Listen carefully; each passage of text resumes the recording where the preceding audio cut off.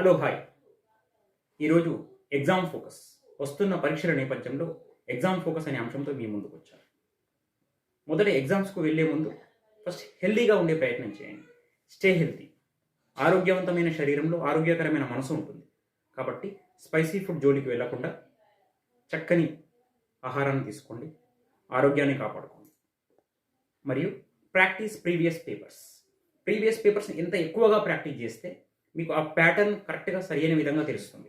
కాబట్టి ప్రీవియస్ పేపర్ని ఎక్కువగా ప్రాక్టీస్ చేస్తే ఎలా ప్రజెంటేషన్ చేయాలి, ఆన్సర్స్ అని ప్రతి ఒక్కటి క్లియర్గా తెలుస్తుంది. Time management.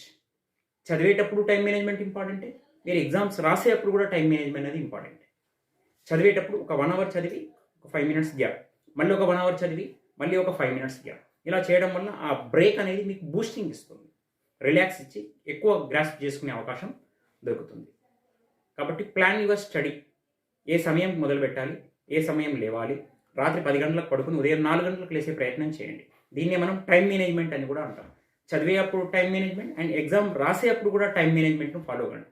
ఆ 3 అవర్స్ ఎలా రాయాలి, 2 అవర్స్ 45 మినిట్స్లో ఎగ్జామ్ కంప్లీట్ అయిపోయిన తర్వాత రిమైనింగ్ 15 మినిట్స్లో రీచెక్ చేసుకునే ప్రయత్నం చేయండి, రివ్యూ చేసుకునే ప్రయత్నం చేయండి. మరియు short questions, SA questions, long questions, ఏ క్వశ్చన్స్ ఎన్ని ఉంటాయి, దేనికి ఏ సమయం ఏ విధంగా ఇవ్వాలి, ప్రాపర్గా ప్లాన్ చేసుకోండి. ఆల్రెడీ మీరు ప్రీవియస్ ఎగ్జామ్స్ రాసి ఉంటారు, ప్రీ ఫైనల్ లాంటివి మొదలవి రాసి ఉంటాయి. వాటిని బాగా ఎగ్జామిన్ చేసుకొని ఫైనల్ ఎగ్జామ్స్ బాగా ప్రిపేర్ కండి. మీరు ఇన్ని రోజులు ఏ క్వశ్చన్స్ చదివారు, ఏ సిలబస్ చదివారు, వాటిలో నుంచే రాబోతున్నాయి తప్ప క్వశ్చన్స్ వేరే అక్కడి నుంచి కాదు. కాబట్టి కాన్ఫిడెంట్గా ఉండండి. మీరు అద్భుతంగా పరీక్షలు రాస్తారని నాకైతే నమ్మకం ఉంది.